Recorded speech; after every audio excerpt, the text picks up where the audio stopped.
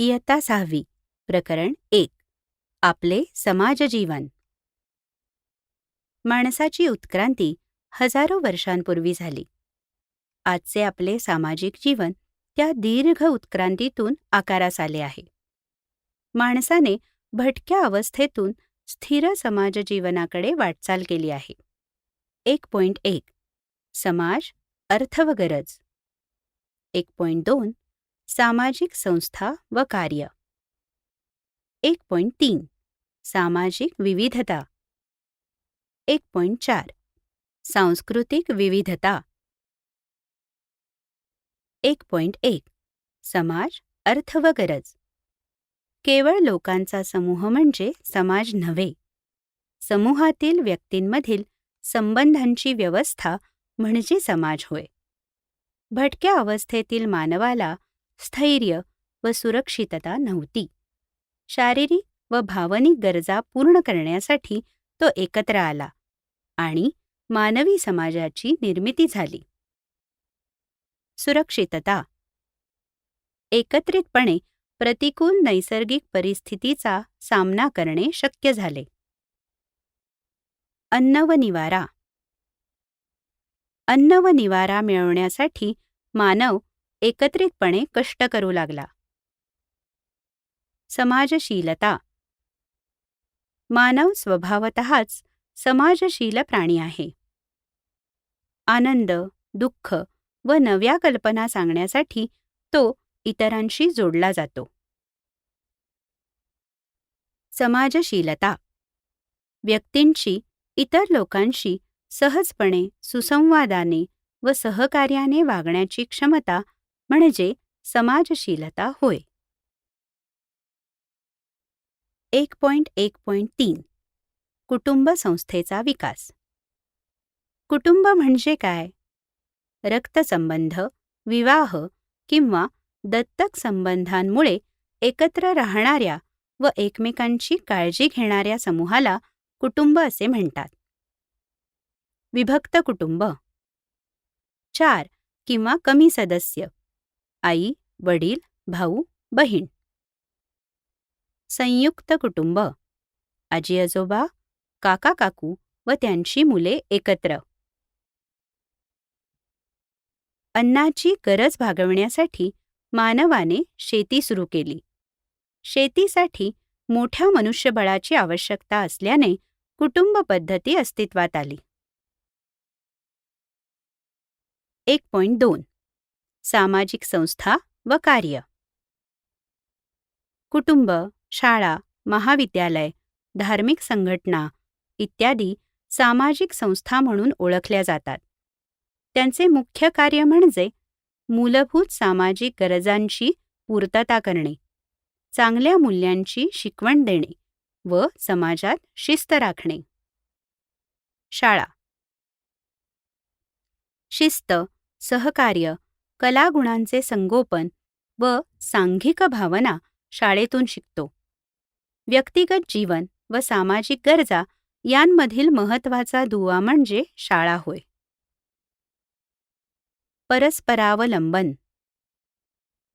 भौतिक, मानसिक व भावनिक गरजांच्या पूर्ततेकरिता समाजातील सर्व माणसे एकमेकांवर अवलंबून असतात. यालाच परस्परावलंबन असे म्हणतात. समाजाचे घटक. व्यक्ती, कुटुंब, समूह, संस्कृती, सामाजिक नियम व मूल्ये, सामाजिक संबंध आणि सामाजिक संस्था हे सर्व समाजाचे घटक आहेत. सामाजिक उत्क्रांतीचा प्रवास. समाज कसा बदलत गेला हे पाहूया. भूतकाळापासून भविष्यापर्यंत. भूतकाळ. पारंपरिक समाज. संयुक्त कुटुंब, शेती, हस्तकला, समुदाय केंद्रित जीवन. वर्तमान. बदलता समाज. विभक्त कुटुंब, शहरीकरण, तंत्रज्ञान, वेगवान जीवनशैली, नवीनचे पावित्र्य. तंत्रज्ञान आधारित. स्मार्ट शहरे, ऑटोमेशन, कृत्रिम बुद्धिमत्ता, शाश्वत विकास. भविष्य. 20 वर्षांनंतर काय बदल होईल? तुमचे विचार काय आहेत? 1.3 सामाजिक विविधता.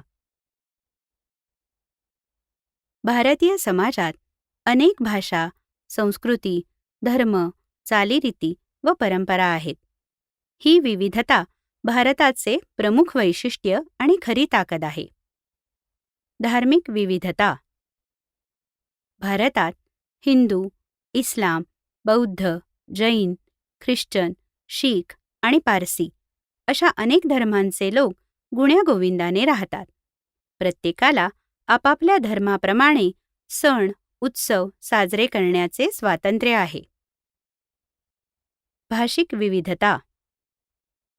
मराठी, हिंदी, उर्दू, गुजराती, कन्नड, तेलुगू, तमिळ, बंगाली अशा अनेक भाषा बोलणारे लोक आपल्या आजूबाजूला असतात. अहिराणी, कोकणी, वऱ्हाडी यांसारख्या बोलीभाषा आणि गौंडी, भिल्ल, संथाली यांसारख्या आदिवासी बोलीभाषांमुळे भाषिक वारसा समृद्ध होतो. 1.4 सांस्कृतिक विविधता. भारत सांस्कृतिक वैविध्याने संपन्न देश आहे. कला, भाषा, वेशभूषा, खाद्य, परंपरा, खेळ इत्यादी घटकांच्या आंतरक्रियेतून मानवी समाजजीवनाचा विकास झाला आहे. खाद्य विविधता. दक्षिणेत नारळ तेल व भात, उत्तरेत गहू, बाजरी, पश्चिमेत शेंगदाणा तेल, इडली, डोसा व सामोसा, पराठा देशभर लोकप्रिय. विविधतेत एकता. कला व नृत्य. प्रत्येक प्रदेशाचे सण, उत्सव, गीते आणि नृत्य प्रकार भिन्न आहेत. महाराष्ट्रात लावणी, पंजाबमध्ये भांगडा, तामिळनाडूत भरतनाट्यम प्रसिद्ध आहे. विविधतेत एकता. परस्परांच्या जीवन पद्धतींना समजून घेतल्याने सर्व संस्कृती अधिक संपन्न झाल्या आहेत. सहिष्णू भावनेतून सामाजिक एकोपा निर्माण होतो. भारताची विविधता आपली ताकद. भारतीय समाजात भाषा, धर्म, संस्कृती, खाद्यपदार्थ यामध्ये विविधता आढळते. ही विविधता भारताची खरी ताकद आणि वैशिष्ट्य आहे. समाज. विशिष्ट प्रदेशात राहणारा स्वतःची आचरण पद्धती असलेला मानवी समूह. सामाजिक संस्था. मूलभूत सामाजिक कार्याच्या पूर्तीसाठी माणसांच्या आचरणांचे संघटित रूप. सांस्कृतिक विविधता. भाषा, धर्म, परंपरा, सण, उत्सव आणि जीवन पद्धतींमधील भिन्नता. परस्परांप्रतीच्या सहिष्णू भावनेतून सामाजिक एकोपा निर्माण होतो. हेच भारताच्या विविधतेतील एकतेचे रहस्य आहे.